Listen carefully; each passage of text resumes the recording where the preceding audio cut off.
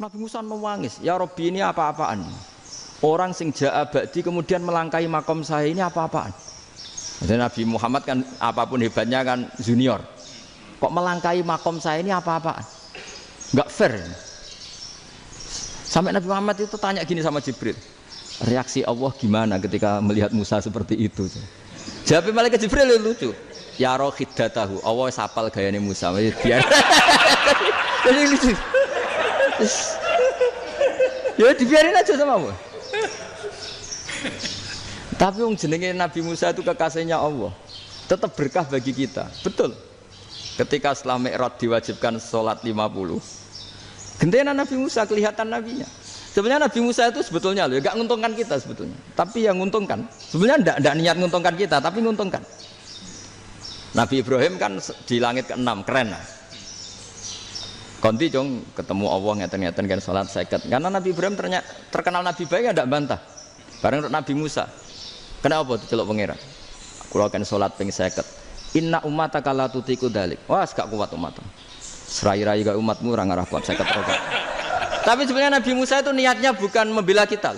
Fa inna ummati la umatku sing gagah-gagah ra iso meneng umat. Berarti sebetulnya ya itu masih pakai gengsinya gitu. Wes ngono-ngono lah sementing kita untung. Sebetulnya dia itu enggak terima wong umat saya aja yang lebih kuat. Enggak kuat apalagi umatmu. Dan terus sebutin irji ila rabbika fas'alhu takhfif. Itu berarti Allah dengan madzahirul jamal. Sudahlah, datang ke Allah minta keringanan. Allah itu baik. Minta, ambek Allah itu ringanan mau 5 tok, jadi cek 45. Balik ke Nabi Musa, piro 45, cek ra kuat umat. Wong umatku ra kuat, jadi sebenarnya dia bilang umatku ra kuat. Lho cara Nabi Muhammad model wong Malang, yo beda umatku mbek umatmu. Ribet kan? Itu. Loh, Nabi Muhammad kan tidak seperti itu kan? Tidak punya akhlak Malang kan? Akhlak. Maksudnya akhlaknya mujur itu, tidak akhlak yang baik gitu. Ya akhlak yang mujur, bukan yang Malang gitu. Mano, atau diambung kan Nabi Muhammad. Tanya Sauda, wah malah orang arah diambung kalau Sauda itu kan istuwa itu. Lucunya istrinya jawab. Tanya Aisyah yang mungkin Nabi, iya yang mungkin tanya Aisyah. Itu yang usul ya istrinya Nabi Maimunah. Selalu Aisyah. Tanya Mbak Aisyah. Ya Amirul ya Ummul Mukminin gini. Aisyah yang cantik masih perawan kan. Qabbalani Rasulullah bahwa oh Nabi biasa ngambung-ngambung pas Ramadan dan beliau tetap puasa. Akhirnya fakih ngarang kan wa takbil fi Ramadan wa tublah la tubtilu shauma ngambung ora. Iku ya udah biasa di sini. Ya nasi bojone ayu. Ndak ini artinya seasik itu gitu. Jadi garwane Nabi sing ngrasa rodok tuwa. Wah, aku ora tahu. Kok Aisyah. Serilek itu dulu itu. Maksudnya orang Islam pertentangan itu. Maksudnya ini ya balik semua ini bedanya orang pesantren sama orang kampus. Kalau orang kampus mau cerita agama itu rahmatan lil alamin, tapi nyontokno rileke ora iso. Agama itu rilek, tapi nyontokno rileke ora iso. Mergo ya rapati ngaji. Contohnya ora iso, dadi mau gawe kaidah kok Islam itu rahmatan. Iya. Paling. Boten seneng mriki berapa juga? Potongan rektor. Yang lainnya biar dibagi ya. Pimpinan. Sikap provokator nih. Assalamualaikum warahmatullahi wabarakatuh. Bismillahirrahmanirrahim. Rabbi shrah li sadri wa yassir li amri wa hlul 'uqdatam min lisani. Allahumma shalli wa sallim ala sayyidina Maulana Muhammadin wa ala alihi wa sahbihi ajmain amma ba'du. Ini yang saya hormati pertama, pengatur saya ini, Profesor Dr. Haji Maskuri. Yang cara ngomong tidak kayak profesor, tapi kayak jurkam. Jadi kalau ciri utama akademisi itu kalau ngomong itu teduh, datar, runtut, sehingga memaksa orang lain itu menerima karena runtutan logika yang terbangun. Nah, kalau ini tidak, pokoknya kasar gitu, pokoknya orang itu. Ini agak lazim, agak dalam dunia ilmu. Semua wakil rektor, semua yang hadir yang saya hormati, saya seperti yang dikatakan moderator Pak Sinten, Bapak Anwar, bahwa memang saya tidak boleh terikat sama yang di belakang ini karena ini kayak apa ya, ada satu mazhab yang anak-anak Unisma semuanya harus tahu, teman-teman di Unisma menjelaskan itu tidak lebih baik. Jadi karena seakan-akan belum melakukan. Indonesia itu dulu kedatangan Islam itu tidak pernah dipertentangkan antara Islam dan negara, sehingga diskusi itu sudah salah karena para wali itu tidak pernah mempertentangkan Islam dan keindonesiaan atau kebinekaan. Satu, bahwa para wali itu misinya dakwah, di mana-mana dakwah itu pasti ketemu yang berbeda, mulai beda agama, beda pilihan madhab, beda tradisi, beda kultur. Jadi itu tidak perlu dipertentangkan, tapi malah itu jadi lahan dakwah. Sehingga kita-kita ini kalau diminta diskusi hubungan negara dan agama malah bingung, memangnya kenapa? Itu seperti dulu zaman P4, saya punya kawan di Jogja, teman saya nulis tafsir Profesor Zaini, itu pernah zaman Pak Erto disuruh sosialisasi P4 di Papua. Apa hubungan Pancasila dan UUD 45? Itu orang Papua jawab, hubungannya baik-baik saja Pak. Jadi yang unik itu ketika disuruh baca Pancasila, 1 Pancasila, 2 ketuhanan yang Maha Esa. Nah, akhirnya 6 kan? Kenapa Pancasila jadi 6? Yang unik itu ketika ditanya, ini saya melihat langsung di TV 7 itu, Indonesiaku itu. Ada anak-anak kecil ditanya, bendera ini milik siapa? Bendera merah putih itu. Jawabannya apa? Milik sekolahan Pak aja. Karena memang milik sekolah. Itu yang tanya itu kaget. Milik sekolahan Pak. Nah, tentang tema ini mohon dibaca ini langsung start ya, langsung serius karena tadi sudah kayak jurkam tadi, ini yang langsung khas ilmuwan. Ini sebagai penghormatan saya pada Unisma, ini khas keilmuan. Imam Zuhri adalah gurunya Imam Malik. Ya, saya ulang lagi ya, Imam Zuhri adalah gurunya Imam Malik. Halaman 29. Ini langsung start saya baca halaman 29. Dan ini terutama yang para punggawa-punggawa ini.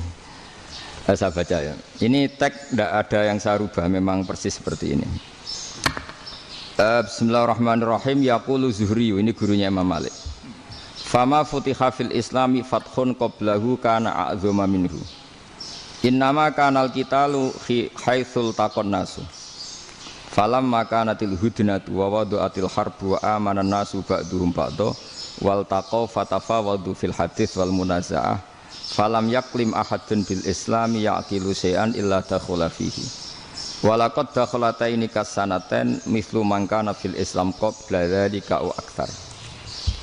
Terus ini ngomongnya harus santai, nggak boleh provokatif. Begini, kita tahu dalam perdamaian Hudaybiyah itu poin-poinnya itu semuanya merugikan Islam. Di antaranya adalah jika yang Islam masuk kafir harus dibiarkan, karena berarti masuk ke habitat asli.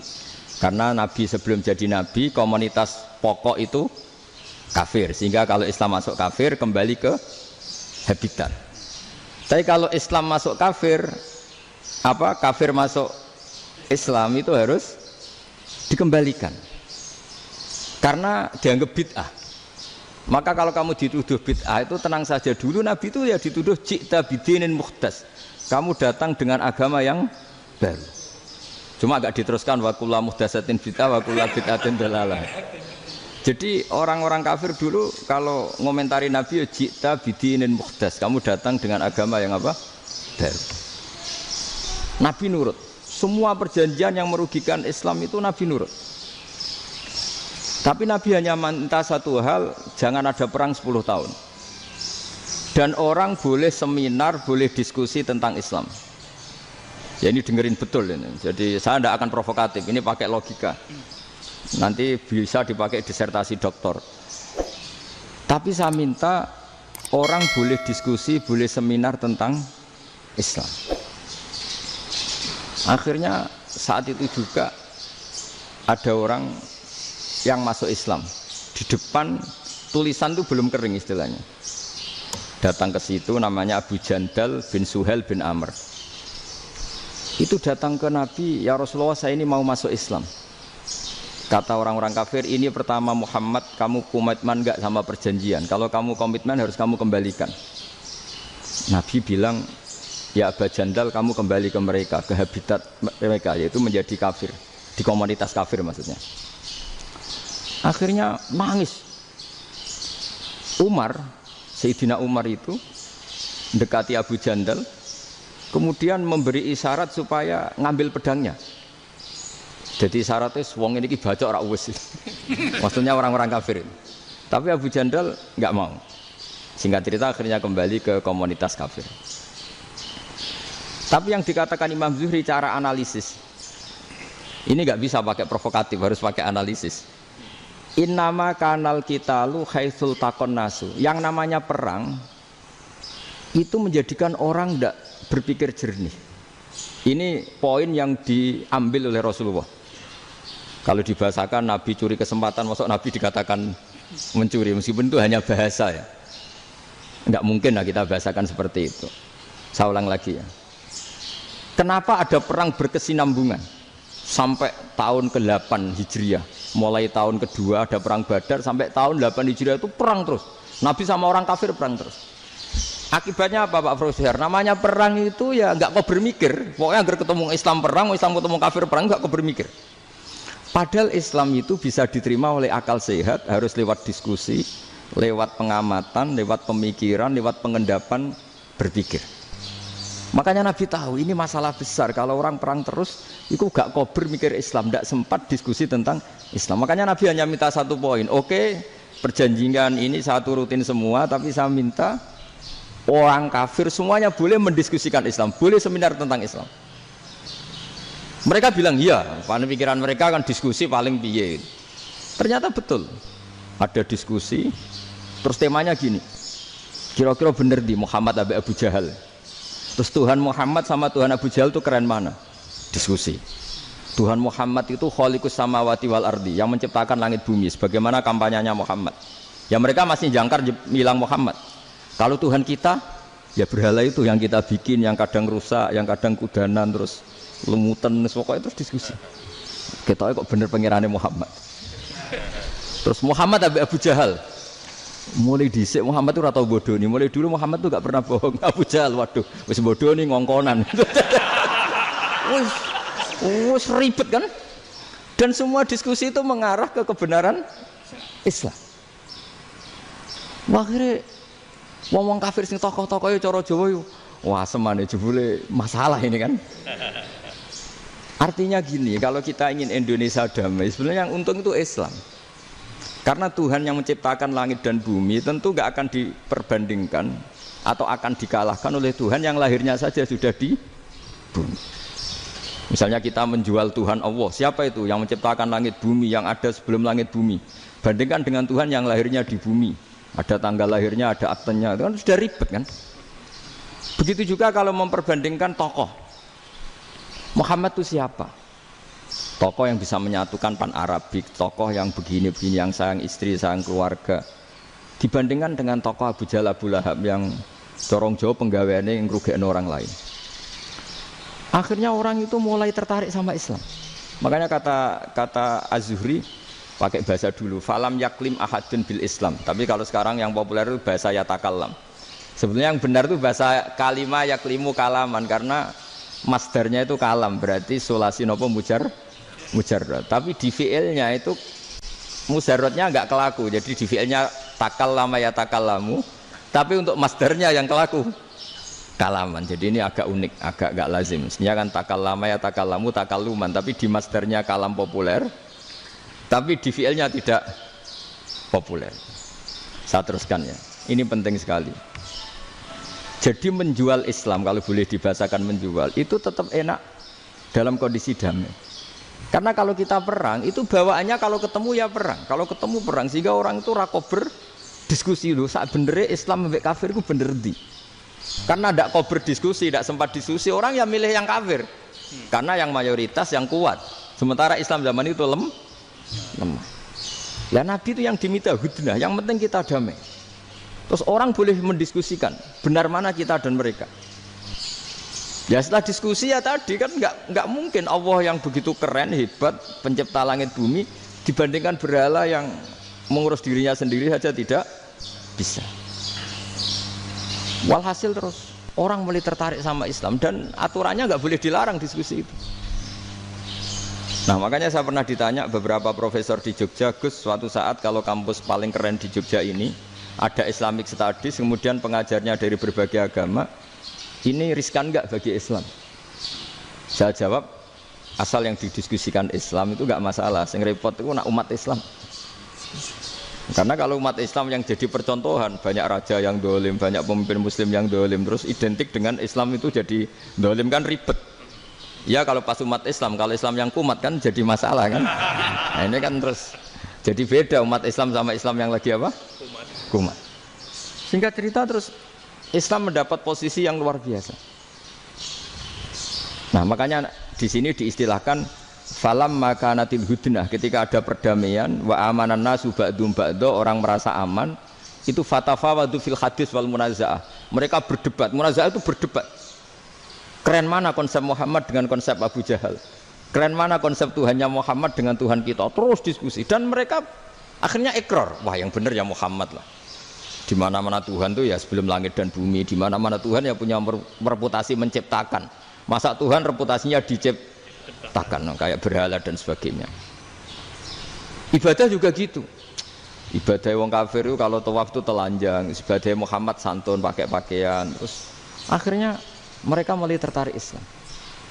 Sehingga saya lihat di beberapa tafsir, saya memang tidak akan ngomong yang tidak serius, ngergani Unisba ben sawangane pemikir serius. Di Quran itu sampean lihat di tafsir Tobari itu ada ayat bal naqzifu bil haqqi 'alal batil fayadmaghuhu fa idza huwa zahid. Qadzafa itu kalau di kamus tak lihat itu takallama bila dalilin. Qadzafa itu ya pokoknya sekenanya. Artinya gini, kebenaran Islam atau kebenaran hak itu kamu taruh sekenanya saja itu tetap menang. Apalagi kamu taruh secara teratur, kamu taruh sekenanya saja itu tetap menang. Sehingga di sini banyak sahabat yang hidup di Cina. Sekarang juga banyak orang alim yang milih hidup di Amerika, banyak orang alim yang milih hidup di Inggris. Dan mereka pede, percaya diri karena kebenaran itu kamu letakkan di mana saja, itu tetap akan menang, akan menemukan momentum kemenangannya. Misalnya gini, contoh paling gampang. Dulu para peneliti, saya ulang lagi, dulu para peneliti itu ya datang kemana-mana, termasuk Ibnu Battuta, termasuk Ibnu Khaldun, ya semua peneliti itu suka neliti. Setelah diteliti, Quran itu satu-satunya kitab suci yang membicarakan sains, misalnya tentang falak, tentang astronomi, tentang asal-usul kejadian manusia, kejadian makhluk. Juga bicara tentang geografi, geologis, semuanya. Sementara kitab lain hanya cerita tentang mawaid wal hikam wal ibar. Jadi diteliti kayak apa, pada akhirnya hak ini yang menang. Bal naqdhifu bil haqqi 'alal batil fayadmaghu fa idza huwa zahid. Saya berkali-kali cerita, ada ulama yang ahli matematika. Ketika ditanya kenapa kamu suka ngajar matematika, sampai muridnya itu ragu, ini guruku mlebu swarga ta ora, penggaweane mulang matematika. Tapi para muridnya bermimpi bahwa Imam Amudi itu disuruh ngajar para malaikat. Dan itu pede betul dia. Kata Allah, ini ulama saya yang iman kepada saya setingkat iman kamu. Jadi malaikat itu tidak mungkin Gusti, kita menyaksikan langsung engkau sementara ini di bumi, nggak nyaksikan jenengan. Kenapa bisa sepede dan seyakin itu? Akhirnya Imam Amudi disuruh ngajarin matematika. Jadi Anda kalau profesor itu nanti harus sempat ngajari malaikat, itu baru benar-benar profesor. Jadi nanti di akhirat ngajari siapa? Malaikat. Jadi ada seminar yang melibatkan banyak malaikat, narasumbernya itu seorang profesor. Itu ketika kenapa engkau begitu yakin kalau Allah itu Tuhan dan Allah itu Al-Wahidus Shomad. Terus Imam Amudi mulai nulis angka gak beraturan. 2, 3, 4, 5 sampai 1 miliar, 1 triliun, semuanya enggak beraturan. Kata beliau, nisbatus naini wasalasa ila ma la nihayatalaha iku nisbatul far'i ilal asli. Mbok angka sebanyak apapun, 2 dibanding 1 ya far'ul wahid, 3 dibanding 1 ya far'ul wahid, semua angka yang enggak terhingga pun dibanding 1 semuanya far'ul wahid. Semua angka sebanyak apapun itu cabang dari angka 1. Fakullu hadhil awalim far'un minal wahidis somad, yaitu Allah Subhanahu wa ta'ala. Wakil malaikat tepuk tangan, iya juga. Jadi begitu juga ada ulama itu ahli gambar. Saya dulu ngaji sama Mbah Mun Al-Husunul Hamidiyah, itu kitabnya itu banyak gambarnya. Dan gale gambar yang ngawur betul, mangga ahli gambar. Saya epol, terus sempurna lele. Semua gambar bangunan, gambar sapi, pokoknya gambar. Ternyata dia menemukan Tuhan itu dari gambar. Gambar serapi ini atau seruwet ini sama. Gambar rapi sama ruwet itu sama kalau dalam pandangan tauhid. Dimulai minan nuqtah al-wahidah. Kowe cek gambar sing rapi, sing indah, cek gambarmu elek, dimulai dari 1 titik. Dan titik ini nuqtatil wujud, yaitu Allah Subhanahu wa ta'ala. Jadi nak cara ahli tauhid gak penting gambare api, menang lomba atau ora penting. Butuhe hadis surah ini gambar baik yang rapi maupun ndak adalah min nuqtah dari 1 titik. Ya, alam raya sebanyak ini mbok gambar mbok ora, cek mulai Mars sampai Jupiter kabeh semua bentuknya yang banyak ini semuanya min nuqtatil wujud, yaitu dari titik wujud. Ini kok Allah Subhanahu wa ta'ala. Di sini hebatnya ulama-ulama, mbok dia pengajar matematika, mbok pengajar gambar, semuanya dipakai perangkat untuk tauhid. Nah, itu kan juga bagian dari Islam damai, Islam yang sangat tidak perlu perang untuk orang dipaksa Islam. Enggak perlu provokatif kayak tadi pidatonya rektor jenengan tadi. Jadi ciri utama ilmuwan tuh kalau ngomong datar tapi logikanya enggak terbantahkan. Itu ciri khas ilmuwan. Kalau ciri khas politikus kalau ngomong itu keras. Provokatif lah kira-kira gitu. Tapi isinya biasa. Nah, saya berharap nanti semua profesor doktor itu datar tapi isinya kualitasnya bagus ini. Mentes. Jadi makanya terus kata ulama, kenapa diistilahkan balnat zifu bil haqqi? Kenapa pakai qadzafa sementara qadzafa maknane takallama bila dalil? Maksudnya bila dalil di sini itu min ghairi ikhtiyajin ila dalilin. Kebenaran itu memang enggak butuh dalil. Apa kita perlu dalilnya apa? Buktinya apa? Kalau 3 itu cabang dari 1. Wong gendeng yang takok gitu pas orang gendeng. Wong 3 cabang dari 1 kok ditanyakan buktinya apa? Itu min awalil bidah. Pertama orang pasti tahu kalau 3 itu far'ul wahid. 1 juta juga far'ul wahid. 1 miliar juga far'ul. Gambar yang sebanyak apapun ya dimulai dari 1 titik. Cek gambar benar maupun yang tidak. Akhirnya apa? Ulama dulu itu sebegitu rileks nerangkan tauhid. Lalu kenapa asma ini yang ya ini kan khas NU ya, khas pesantren. Sebenarnya saya keberatan pakai istilah khas NU, pakai khas pesantren karena NU itu anaknya pesantren, jangan dibalik pesantren anaknya NU karena sebelum ada NU itu ada pesantren. Tapi kayaknya Unisma lebih suka pakai bahasa NU dan saya ya agak-agak orderan yang terpaksa disuruh ngomong. Ini agak apa ya, agak kacau sebetulnya ini agak kacau. Jadi NU itu sama pesantren itu tua pesantren. Jadi NU dilahirkan pesantren, bukan dibalik pesantren dilahirkan NU. Sehingga barokahnya didirikan pesantren ini. Kadang nyuwun sewu sekali Mbah Hasyim itu kadang ide besar beliau itu ora dituruti wong NU. Jadi Mbah Hasyim cara kula kok dadi Mbah Hasyim ya mangkel. Mbah Hasyim itu ngarangno kentong. Nggih ngaramno beduk, tapi NU nganggo kentong. Beduk. Dan uniknya Mbah Hasyim enggak tersinggung. Karena ciri khas pesantren itu membolehkan perbedaan apa? Pendapat. Itu masyhur khilafnya Mbah Hasyim sama Mbah Fakih Mas Kumambang itu sampai dikitabkan. Saling ngeritik, saling macam-macam lah. Jadi cara berpikir Mbah Hasyim ketika Nabi rembukan, ini gimana ya cara menentukan waktu sholat ya? Ya pakai kentong ya Rasulullah, zakalin nasoro itu untuk orang Nasrani. Ya pakai buk itu trompet, zakalil Yahud itu untuk orang Yahudi. Terus, ada yang usul lagi pakai api ya Rasulullah. Dzakalil majusi itu orang majusi. Setelah itu ada orang datang lari-lari cerita mimpi azan tadi. Ya itu terus dipakai sarana pemanggilan sholat ya azan itu. Sehingga Mbah Hasyim menolak kentong. Karena mantas sababi qaumin fahuwa minhu. Beliau keras sekali sampai bilang haram. Beliau judulnya ya haram. Al-Jasus Antakrimin Nakus. Setelah naskah itu sampai ke Mbah Fakih Mas Kumambang di Gresik situ, di daerah Dukun situ. Dulu nggak ada WA ya, jadi sampainya ya lama. Makanya saya sampai sekarang nggak punya WA karena ya saya ulama kan, kalau WA-an terus ya jadi ulama. Nggak jadi ulama main WA-an terus itu. Lah itu termasuk rektor nggak kau bermikir itu mesti kebanyakan WA. Karena kan otaknya didikte oleh sesuatu yang masuk. Sesuatu yang dilihat itu kan pasti mendikte kita.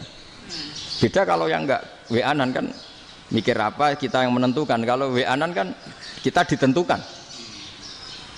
Mau mikir anaknya butuh apa gara-gara WA informasi Jakarta mikir Jakarta. Padahal secara kewajiban ngapain kamu orang Malang mikir Jakarta. Gara-gara WA mikir Jakarta belum selesai ada berita di Sulawesi, mikir Sulawesi. Habis itu mikir NTT. Makanya semua orang sekarang merasa tokoh nasional gara-gara informasi yang masuk itu nasional. Jadi Mas Yo RT yang mikir gimana Gus Indonesia. Padahal RT sampai lupa kalau dia itu RT.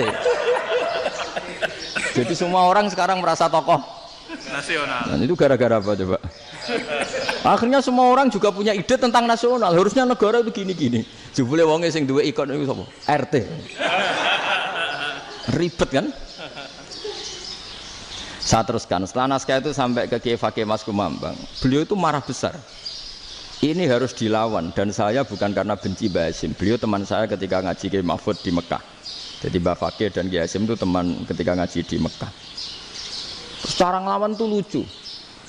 Lucu, gak ilmiah tapi gak ilmiah wong alim tetap ilmiah. Di mana-mana serupa itu tidak sama. Ya kalau mungkin zaman Nabi di Medina itu zaman itu kentong itu identik dengan milik Nasrani. Di Indonesia beda. Pos kampling ya kentong, kebakaran ya kentong, wae sarapan orang di LP ya pakai kentong. Jadi tidak ada jaminan kalau kentongan itu identik dengan Nasrani. Lalu haramnya di mana? Yang di mana-mana tasabuh itu identik. Ini tidak identik. Mulai masalah kan? Mulai masalah. Jadi beliau gaya judul Hazruus. Hazruus itu kepala bergeleng-geleng. Sekarangan kok ngene jadi sekarangan kok provokatif gitu. Nah. Dan itu Mbah Hasyim ya hormat Mbah Fakih hormat Mbah Hasyim. Saya sendiri secara pribadi itu lebih suka pendapat Mbah Hasyim sebetulnya. Karena bagi saya sholat itu sakral, ya sudahlah kalau sakral ya dipanggil dengan sesuatu yang sakral yaitu kalimat thayyibah azan. Tapi saya tidak akan bilang kalau kentongan itu haram. Karena kalau haram alasannya mirip orang Nasrani. Sementara pos kampling ya pakai kentong, ada banjir ya kentong, ada kebakaran ya kentong. Jadi tidak identik untuk misa atau untuk sholat ala Nasrani. Tapi itu dulu ya rileks saja, dua beliau itu ya saling menghormati, padahal saling kritik. Dan dulu ulama yang beda madhab itu ya saling menghormati. Imam Syafi'i itu kalau sholat di kawasan Masjid Abi Hanifah ya tidak kunut. Ketika ditanya kenapa kamu tidak kunut, sementara engkau berpendapat kunut itu sunat. Ikroman di hadal madhab, saya sangat menghormati madhab. Imam Ahmad bin Hanbal itu berpendapat kalau orang pakai bekam, pakai iftisot atau hijamah itu batal sholatnya. Sementara Imam Syafi'i mengatakan tidak batal apa sholatnya atau wudunya tidak batal. Tapi Imam Ahmad itu ditanya, apa kamu makmum Syafi'i? Bagaimana mungkin saya tidak makmum sama wali kutub seperti Imam Syafi'i? Padahal menurut keyakinan Imam Ahmad ini sholatnya batal. Ini habis ikhtijam udah wudu. Tapi tetap saja beliau karena perbedaan pendapat di furu' itu lazim. Ya orang boleh berdebat lah. Ketika Unisma datangkan saya, itu saking senengnya kiai, saking sombongnya sampai ngatur kiai, kan nggak pernah bisa diperdebatkan. Itu kan orang boleh debat kan? Itu saking angkuhnya apa saking senengnya kan nggak jelas kan? Kan dan orang boleh setuju pendapat saya, yaitu ngatur kiai itu haram. Setuju juga Pak Rektor, ekspresi mahabbah itu ya macam-macam. Dulu sahabat ya gitu. Sahabat itu ada yang nggak kenal wajahnya Nabi sama sekali sampai akhir hayatnya. Ketika ditanya, "Loh kamu itu sahabat kok nggak tahu wajahnya Nabi?" "Saya tidak pernah berani memandang Nabi karena ijlalan Nabi. Terlalu menghormati saya sehingga tidak berani memandang wajahnya." Ada sahabat yang penggaweannya dulu wajah Nabi sampai bisa nyifati alfiu faminunil hajib, sampai bisa nyifati detail karena dulu wajah Nabi itu ibadah. Ada seorang wali ditanya, "Kalau kamu di surga ingin enggak melihat Allah?" "Enggak." Loh, tapi semua orang ingin melihat Allah. "Unazzihu dzalikal jamal an-nadhari misli." Ben gak elek-elek Allah tak delok terima aku. Wong ora jelas. Berarti kok delok pangeran. Banyak. Jadi justru tapi karena saking takzimnya. Enggak lah, mosok sak aku kok. Makanya saya berkali-kali cerita, menurut kesepakatan ulama, soft awal itu paling baik. Tapi banyak juga wali yang kalau sholat itu di belakang. Koyok paling bener yang gue ngarep gitu. Lu bayangkan misalnya kamu semangat di soft awal di Masjid Haram, jebule sholatnya salah. Itu dari malaikat, gayane gue ngarep, jebule raro. Itu kan di sini-sini wong, jebule bodoh gitu. Gayane gue ngarep, jebule. Coba orang kalau sowan Mbah Mun, yang berani di depan itu kan ya ketuanya atau jubirnya kan, yang merasa tidak pati pinter-pinter kan mesti di pojokan. Artinya sudut pandang seperti itu ya sah saja, apa? Sah saja. Makanya banyak sahabat yang jarang sowan Nabi, alasannya takut ganggu Nabi. Banyak yang sering sowan Nabi, alasannya seneng Nabi. Yang sowan ya seneng Nabi, yang enggak sowan alasannya seneng. Loh, Nabi itu tokoh, punya keluarga, punya anak. Kalau saya sering sowan berarti sering ganggu. Yang sering sowan dia alasan ini khazanah kita harus istifadah. Jadi zaman dulu dia biasa, dua sahabat, yang satu milih mahabbah itu milih sering sowan, yang satu juga mahabbah milih tidak sering. Karena pertanyaannya bisa dibalik kan, sering sowan apa sering ganggu coba. Nabi Abedar, "Assalamualaikum." Nabi nimang cucunya, "Assalamualaikum." Ayo bener yang sowan apa bener yang enggak kalau seperti itu. Akhirnya terus diatur sedemikian rupa oleh Quran. Walau annahum sabaru hatta takhruja ilaihim lakana khairal lahum. Jadi sahabat kalau mau sowan Nabi ya nunggu di sufah. Kalau Nabi keluar berarti milik publik. Sekali masuk ke dalam tidak ada sahabat yang berani sowan. La tadkhulu buyutan Nabi illa ayyudzana lakum. Kalau soal sampai masuk dalam harus nunggu dipanggil. Karena sekali Nabi masuk dalam itu milik privat keluarga, milik istrinya, milik cucunya, milik keluarganya. Jadi Nabi sekali keluar ke ruang itu berarti milik publik. Itu terus jalan tengah. Karena kalau langsung masuk, bayangkan saya itu sering menyaksikan. Mbah Mun habis ngaji 2,5 jam ngaji Jalalain, baru masuk, "Assalamualaikum." Padahal yai mungkin mau ke kamar mandi, mau ini itu. Jadi dulu itu Quran sangat modern. Sebelum ada dokter ngatur tamu, rektor ngatur tamu itu Islam sudah modern. Dia kan nggak fair kan? Misalnya saya ke Unisma harus janjian pakai ini, terus kalau misalnya kesini selonang-selonang kan lucu kan, mentang-mentang kiai terus juga sowan-sowanan selonang-selonang. Padahal kalau kita mau ke mereka pakai protokol. Sering tidak fair dunia ini, tapi karena aku kiai ora oleh gelo ya sudah. Akhirnya saya memutuskan gak gampang kemana-mana karena itu. Saya sering didatangi ajudannya menteri, "Gus, mau ada tamu dari Jakarta tanggal ini, mesti saya bilang, mereka milih tanggal yang mereka kosong, kok tidak mikir apa itu kosong. Tak jawab enggak lah, sebelum diatur bahasanya dan tawaduknya gitu. Akhirnya dibalik, datang lagi, "Gus, jam dengan kosong apa kita menyesuaikan." Lah itu lagi dia akhlak kata saya. Itu baru punya akhlak kata saya. Bukan masalah ini, bukan masalah gengsi ya. Saya sendiri itu dolan ke alumni itu jarang, karena ya takut. Kiai kan yo nganggur, jam 9 nganggur, jam 10 nganggur. Bisa saja alumni itu kerja di pabrik, bisa saja yang latihan ekonomi di pasar. Sehingga kalau saya datang jam 9, iki kiai sing nilai santri ini, apa kiai sing ganggu santri. Nah karena orang ini melakukan rutin gak kok berpikir, pokoknya ngono jenenge silaturahim. Mau nyerah kok berpikir, padahal kalau diangen-angen ini kiai yang nilai santri ini, apa kiai yang ganggu santri ini karena datang di jam kerja. Nah, bayangkan kalau kebenaran dulu itu dikawal oleh satu peradaban perang. Jadi Nabi sesuai diangen-angen Pak Nabi. Perang Badar menang Nabi, perang Uhud menang wong kafir, perang ini gonta-ganti. Apapun itu yang penting satu kesimpulannya, cara Rasulullah kesimpulannya satu. Orang tidak kober mikir kebenaran secara mengendapkan pikiran dengan pikiran jernih.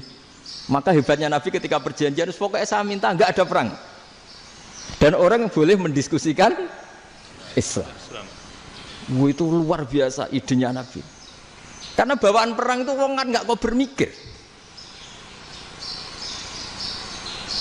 Ibarat seorang misalnya senang satu perempuan, ketemu rivalnya langsung perang kan nggak mikir. Tapi kalau kau bermikir, dia ngenangen cawe itu ra seneng aku. Untungnya apa untuk wong ayu ra seneng, malah mau loro hati. Terus sudahlah, buruan dialihkan kemana kan gitu.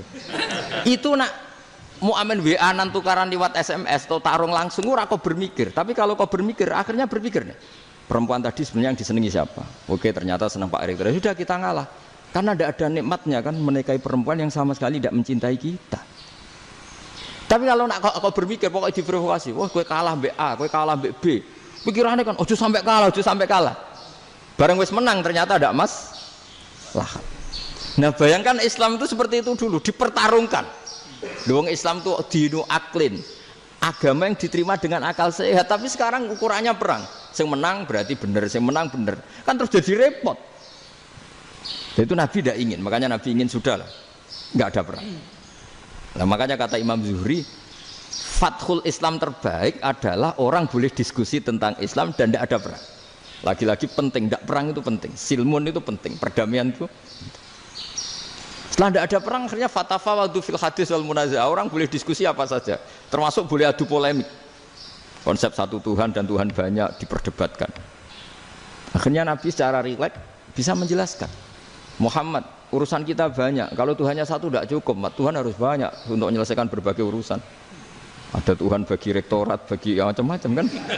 Ada Tuhan untuk ngurusi utang, ngurusi BPKB, macam-macam. Terus kata Rasulullah, enak saja Nabi jawabnya. Ya kalau kamu punya majikan banyak, perintahnya beda-beda, kamu mangkel enggak, bingung enggak? Ya susah mat, kalau majikannya banyak, perintahnya beda-beda, kita jadi repot. Senang mana? Senang majikan satu. Ya sudah, Tuhanmu itu majikan kamu. Kalau Tuhannya banyak, perintahnya macam-macam, kamu yang repot. Akhirnya sudah mat, Tuhannya satu aja. Nah, itu ya barokahnya diskusi tadi, barokahnya enggak perang. Daraballahu mathalan rajulan fihi syuraka'u mutasyakisuna wa rajulan salamal lirajul hal yastawiyani masalah. Terus alhamdulillah. Jadi orang yang paling kafir pun saat itu taslim. Nah ini kembali ke kalimat la ilaha illallah. Saya tidak perlu provokatif, pasti teori saya itu benar. Bukan saya bilang benar itu karena sombong, enggak. Ini sesuai teks. Misalnya begini, benar enggak kelompok takfiri yang suka ngafirkan orang lain? Itu pasti tidak benar. Logikanya gampang. Orang yang kafir 70 tahun saja dengan melafadzkan la ilaha illallah menjadi muslim. Masa dengan kalimat yang sama yang muslim menjadi kafir? Itu logikanya kan enggak ketemu. Orang kafir 70 tahun untuk menjadi muslim disuruh baca apa? La ilaha illallah. Tapi gara-gara baca la ilaha illallah nyekel patok jadi kafir. Pertanyaannya, loh ini kalimat apa? Kalimat untuk mengkafirkan apa kalimat untuk mengislamkan? Karena yang kafir dengan kalimat itu menjadi Islam, ternyata yang Islam dengan kalimat itu menjadi kafir. Itu ketemu enggak cara logika itu kan enggak ketemu kan?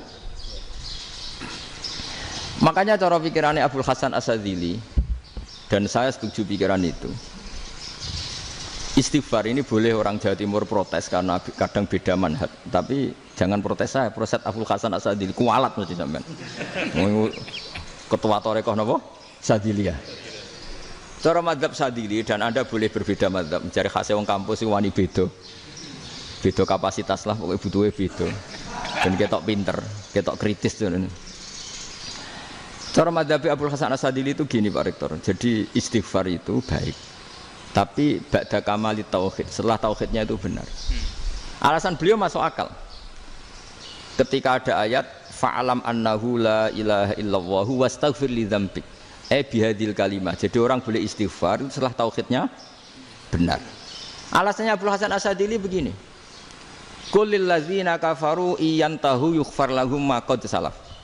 Katakan kepada mereka yang kafir, sekali mereka tidak kafir, maka otomatis dosanya masa lalu diampuni. Pertanyaannya, yang bisa menghentikan kekafiran itu kalimat apa? La ilaha illallah. Dengan hanya melafadzkan la ilaha illallah Muhammadur Rasulullah, langsung yughfar lahum ma qad salaf, langsung dosanya diampuni. Berarti yang menjadi pengampun dosa lah, penyebab pengampunan itu apa? La ilaha illallah. Itu bahkan orang kafir belum istighfar. Di ayat itu kan Allah enggak mensyaratkan setelah la ilaha illallah istighfar baru diampuni, enggak. Asal la ilaha illallah langsung yufar lahum maqad salah. Saya ulang lagi ya, jelas ya. Jadi kulil ladzina kafaru iyantahu yufar lahum maqad. Nah, sekarang iyantahu, mereka berhenti dari kafirnya. Syaratnya pakai apa? La ilaha illallah Muhammadur, itu langsung yufar lahum maqad. Artinya apa? Ghufranullah itu bisa didapat hanya dengan mujarrodut tauhid, yaitu hanya dengan melafadzkan kalimah thayyibah. Dan sahnya istighfar juga berdasar kalimah thayyibah itu. Misalnya gini, orang kafir sebelum Islam melafadzkan astaghfirullah, astaghfirullah, astaghfirullah, kira-kira diterima enggak? Enggak kan? Karena syaratnya istighfar ba'dat tauhid. Nah, makanya dalam mazhab Sadzili istighfar itu setelah la ilaha illallah.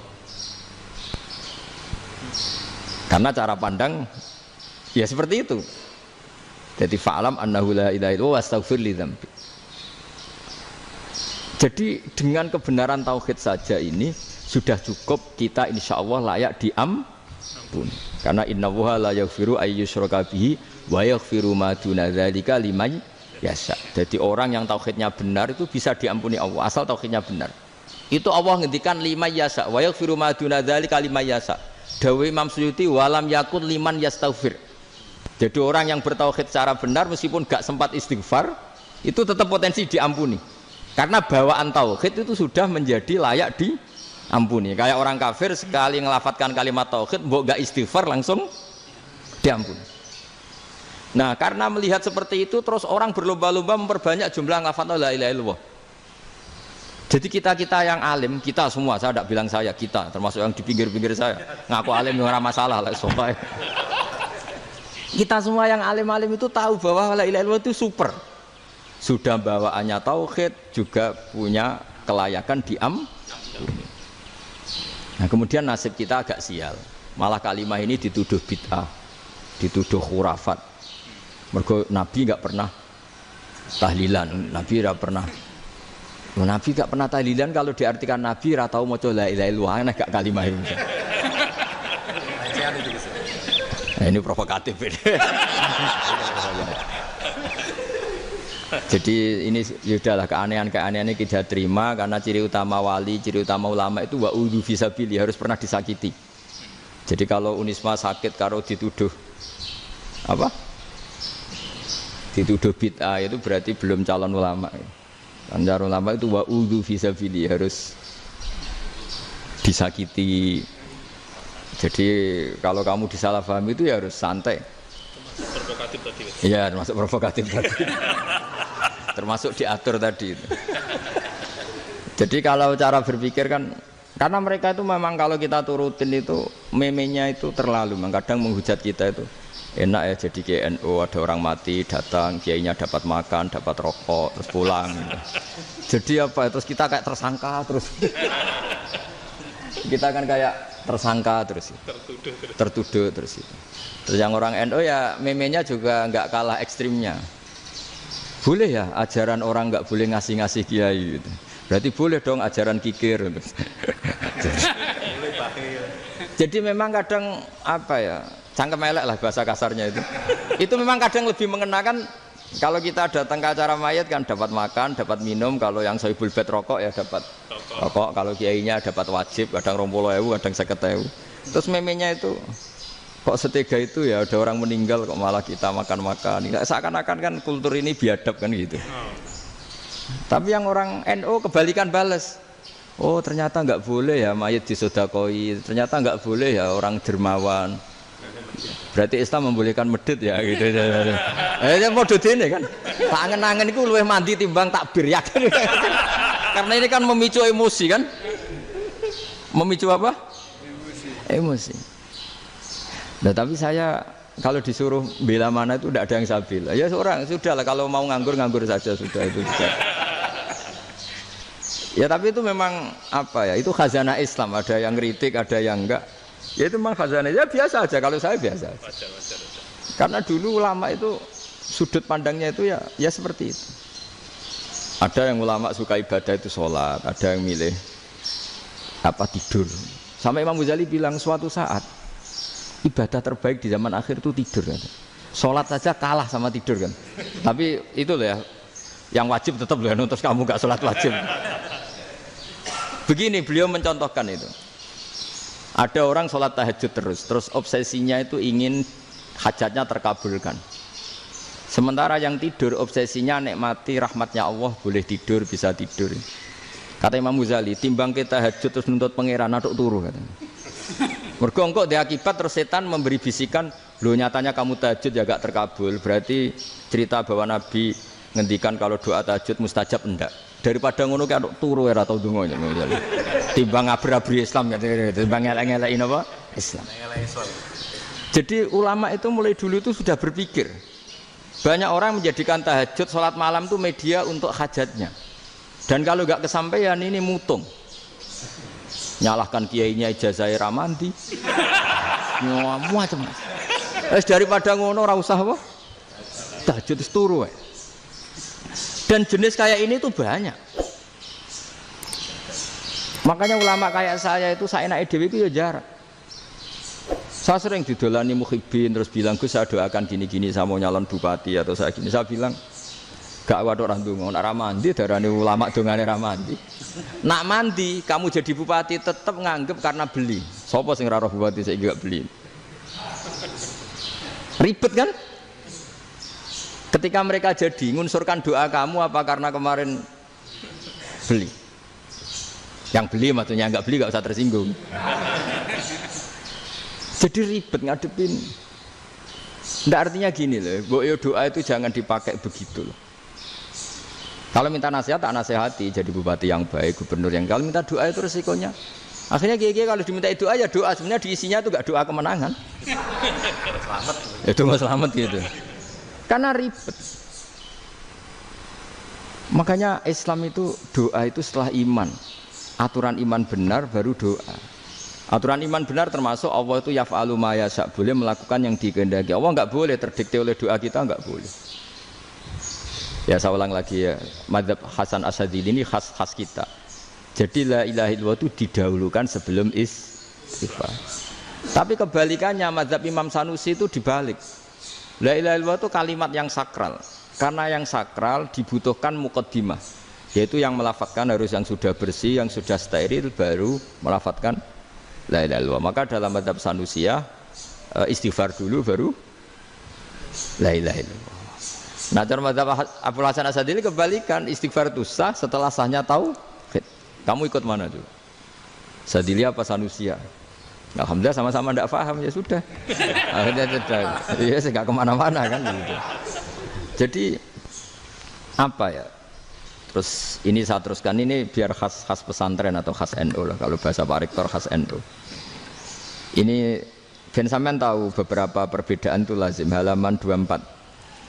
Ya, halaman 24 sama 25. Tak baca, ini masih orisinil. An Sufyan bin Uyainah, ini juga gurunya Imam Syafi'i. Kata Sufyan bin Uyainah, beliau cerita, kana Isa wa Yahya alaihi salam ya'tiyanil qaryah. Fayas'alu Isa an syirari ahliha. Wa yas'alu Yahya an khiyari ahliha. Jadi Nabi Isa dan Nabi Yahya itu satu generasi, sama-sama masih muda. Kalau di satu kampung yang Nabi Yahya tanya, ini keluarga terbaik siapa? Saya mau nginap di situ karena kumpul orang baik itu nyaman. Kalau Nabi Isa kebalikan, keluarga terburuk mana ya? Saya tak di situ. Nah terus akhirnya faqala lahu Yahya, lima tanzilu ala syirarin nas. Kenapa kalau kamu bermalam kok malah kumpul orang-orang yang nakal? Innama ana tabibun udawil mardo. Saya ini nabi ibarat dokter. Di mana-mana dokter yang ngumpuli yang sakit, ngobati yang sakit. Makanya di NU itu ya banyak kiai jazab mengumpuli yang nakal-nakal. Nak tepak yang ngentas yang nakal, nak ra tepak ya katut. Ini adu nyali lah sudah gitu. Tapi itu ada ilmunya, yaitu niru Nabi siapa? Isa. Kalau kamu dokter penelitian itu cari daerah yang banyak pandemi apa yang bersih? Yang banyak pandemi, karena yang namanya penelitian ya di situ kan. Kalau kamu dakwah ngentas kemiskinan, ke daerah miskin apa daerah kaya? Nah sama, kalau ngentas kefasikan, ke daerah fasik apa daerah orang soleh? Fasik. Ya, tapi itu Nabi Isa. Nah kalau kamu tidak Nabi kan potensinya kan ngantut itu. Tapi setidaknya bahwa kita sering disalahkan karena punya beberapa tokoh yang ngancani fasek-fasek, itu sebenarnya ada dalilnya, yaitu Nabi siapa? Isa. Nah terus masalah tegas dan lunak. Ketika ada mahasiswa misalnya pacaran, boncengan lanang dan perempuan, itu pilihan kita apa? Kalau tegas, terus gak mau mendengar kita. Misalnya gini contoh gampang, tak beri contoh Pak D. Jangan orang tua, nanti secara fikih itu beda. Nah ini kan kita orang pesantren, biasa ngaji fikih detail. Kamu Pak D seorang perempuan, mahasiswi misalnya, sering pacaran. Setiap ke situ sama pacarnya kamu diam saja. Padahal kamu dosen keislaman. Mesti pamanaan kamu nyimpulkan, ternyata pacaran itu tidak apa-apa. Buktinya Pak D itu tidak negur, menengahi. Ini berarti as-sukut alal mungkar. Tapi kebalikannya, Pak D ini terkenal keras. Nak rono mesti radaku ponaan. Akhirnya yura rono, mesti ngerti nak mesti diamuk. Nah, dua orang ini sama-sama gagal kan?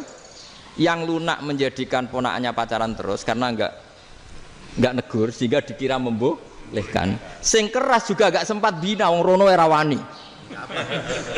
Akhirnya dua orang ini sama-sama enggak ketemu, sama-sama enggak berkesempatan membina kan? Gagal membina kan? Karena yang keras ponaannya enggak pernah situ, berarti enggak bisa bina kan? Yang lunak membiarkan berarti juga ada bina. Nah Islam itu antara dua itu, ya agak terlalu lunak, nggak terlalu keras. Karena kalau terlalu keras, misalnya ada kiai terlalu keras, lu masyarakat mau tanya itu gimana? Lari kan? Lu saya ini punya pengalaman pribadi. Saya ini kan kecelok orang alim. Itu kalau pernah ya saya itu berusaha ya pokoknya ya umumnya orang alim lah. Tenang, terus anteng, nggak gejlok-gejlokan. Itu nggak ada yang tanya. Saya mimpi ketemu beberapa ulama itu disalahkan. Terus umat saya kalau mau tanya itu ke siapa? Wong alim wis wibawa, meneng tambah banget wibawa. Bala Quran, sering gejlok rektor macam-macam. Terus wong wanita kok, saya biasa ke pasar pandangan dicegot orang. Gus, putri saya itu sering keluar darah tapi melebihi batas haid gini-gini. Kalau badhe sowan jenengan, gak usah sowan ning kene mbek ngadeg-ngadegan. Terus tanya, yang haid berapa hari, Gus? Ya supaya rudat ilal adat sebelum dia punya penyakit istighadah itu berapa? 6 hari ya sudah, kembali 6 hari lainnya mustaghadah, tetap sholat, tetap normal. Tapi kalau sawi bawa moro pasar go tasbih duwilu iku mesti wong salaman njaluk donga yakin. Tapi baru kayak rada uraan ketemu wong-wong, dol pening ndi? Mak pening ndi? Gus beneran Gus ketemu jenengan kula wingi badhe tuwa kok. Akhirnya tanya. Jadi uraanku itu amdan. Lha nek sampean asli, asli uraan. Karena ndak uraan lah tetap ndak wibawa kan.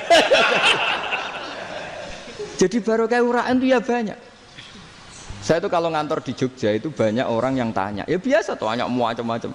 Karena saya uraan. Ke pasar ya orang, bahkan di bis sering ketemu orang. Wah beneran Gus kalau badhe sowan jenengan badhe tanya ini. Ya sudah di sini aja. Jadi semua itu diilmoni. Nah, Nabi itu punya sisi yang dua-duanya jalan. Memang beliau luar biasa, dipilih Allah yang luar biasa. Nabi ketika wibawa itu banyak sahabat yang bahkan mengenali wajahnya aja tidak bisa. Ka'anna ala ru'usihim at-thair. Bayangannya seakan-akan di kepalanya itu ada burung yang takut terbang, saking antengnya. Tapi Nabi sekali mengeluarkan job, sekali santai, itu sahabat tanya itu sampai yang nggak pantas ditanyakan. Nabi saya tadi kumpul istri saya tapi tidak inzal, itu wajib mandi ndak. Aro'aita law anna ahadana ya'ti imra'atahu wa lam yunzil. Itu ya ditanyakan. Nabi pun kumpul